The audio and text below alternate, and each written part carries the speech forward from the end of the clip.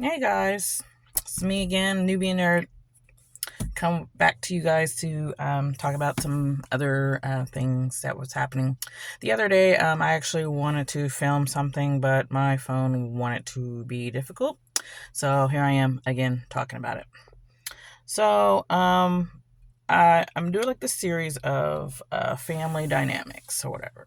I come here to talk about, the chosen ones, the scapegoats, usually people who are just introverted, people that don't like confrontation, and a lot of it starts with family. So sometimes our family makeup can make us who we are today.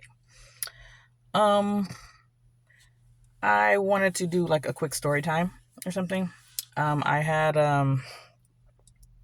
it was like this past Saturday. Someone in the family had a surprise birthday. And we haven't really been kind of talking since the end of August. And I just decided that it'd be kind of better for us as a unit not to talk anymore. So when I was there, they were just like, I don't know if they were just trying to fill me up or something like that, just trying to, see where they could try something with me, because I've been on this spiritual journey where I'm just kind of working on myself and trying to do good, trying to be the better version of myself, because I want to go places. Um so when I was there, someone had asked me, can you go get me a beer? He had already had a few beers, and he sat next to me and asked me, hey, can you get me a beer? I looked at him and told him no. And I left it at that. But everyone was looking at me like, okay, what is she going to say next? I had my fiance with me, and he was sitting right by me. And I had told the person who asked me, hey, can I have a beer? And I was like, you've already had like 6 or 8 of them since I've been here. Like, you've already drank, you're drunk. And he looked at me and got really upset because I told him no. So that's the thing. So I'm just going to make this point here. Just pause real quick. So if you ever been a person before or while you're doing your inner work, people pleasing or fawning, whatever they like to call it, if someone asks you to do something, you don't have to do it. You don't have to do it. You're a grown adult. You can be like, no, I don't want to. I don't, or you can look at them strange. So he began to look at me like I was crazy. And so one of my cousins in there was like, oh, he's just trying to fill out the room. And I, thinking to myself, I said, fill out the room like how? Like, what is he going to do? This man's drunk. He ain't going to remember this conversation we even had. And he was like, well, I need to talk to your significant other without you being there.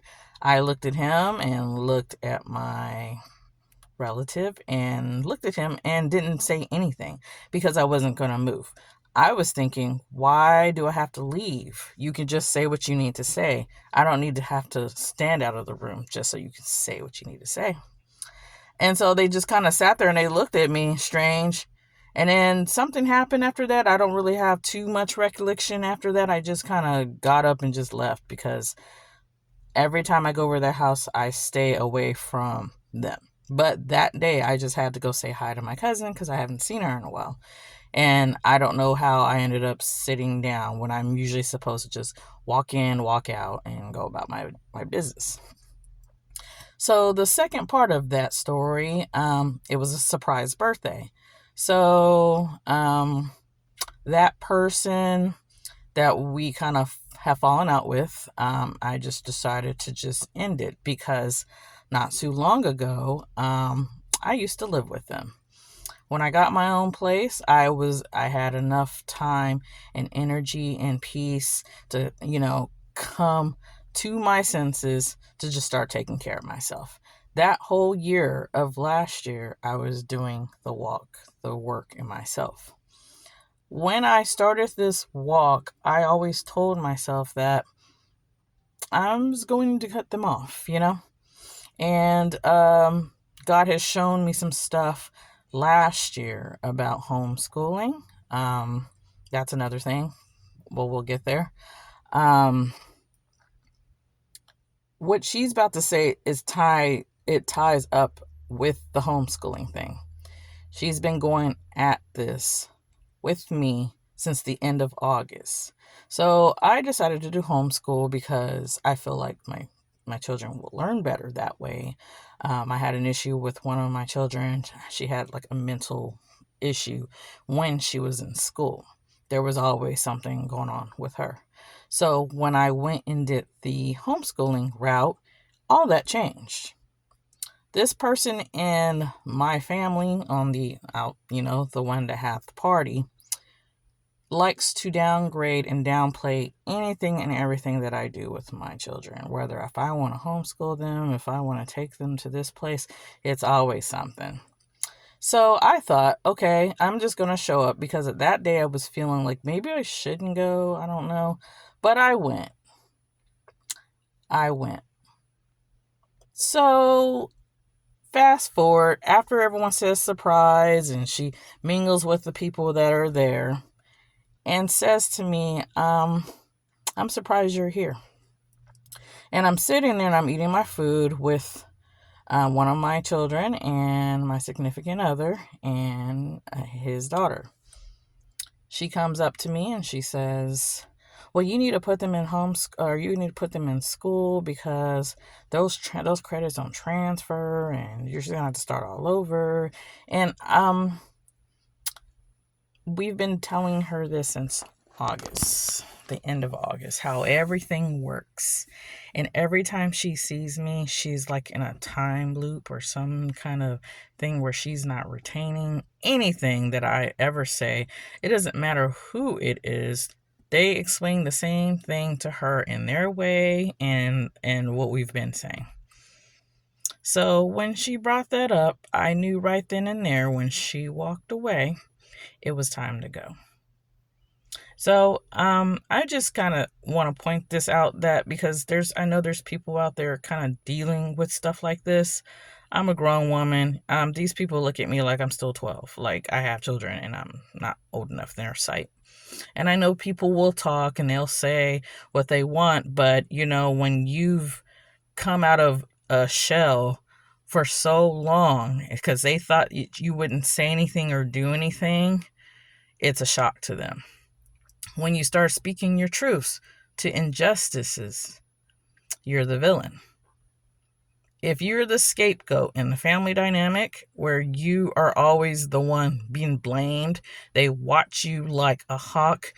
These people can do no wrong, but they're watching you. They have all day long to watch you. Yes. I grew up with a household full of narcissists. God has shown me some stuff on my journey that I just no longer do. He told me about a silent season. He told me about monitoring spirits. Just, yeah. If you're into all that, that is 100. That is great. It's only the bad part is when you don't understand what you're dealing with. I can kind of give you some signs if you don't understand this, but if you are the type that is non-confrontational, you just kind of, just appease everyone just so they won't be mad at you. You try to help people out. You try to look at the brighter sides of things, and it's still nothing. I don't know if you've noticed that, like the people in your family, they see you more blessed than anything. But when they ask you for something and you go all the way out for them to help them, next thing you know it, they're already talking about you. Don't be that person. There has to be something within you that you just want to change. Because, no. A lot of those people take the weak-minded people and use them. They just use them up. Because before you work on yourself, you're in that role of trying to please everyone, And you know how you kind of feel resentful later, like, well, I should have just did it for myself. I should have just told her no. You're just trying to please them. It's not doing anything but hurting you at the end of the day. So I just came here to share some information with you for somebody who might need it, I think we all need this, but don't be afraid to speak up. Don't be afraid to speak your truths, because it's going to get to a point where you had enough. You're just going to just let them know. And there's nothing wrong with that. You don't ever have to explain yourself. You don't have to tell them nothing. Because if you know anything in the past, what they've done in the past, what they tell you about yourself and what you can have and can't have, you don't need to tell them nothing. Leave them guessing every time. All right, guys. Talk to you guys soon. Have a good day. Bye.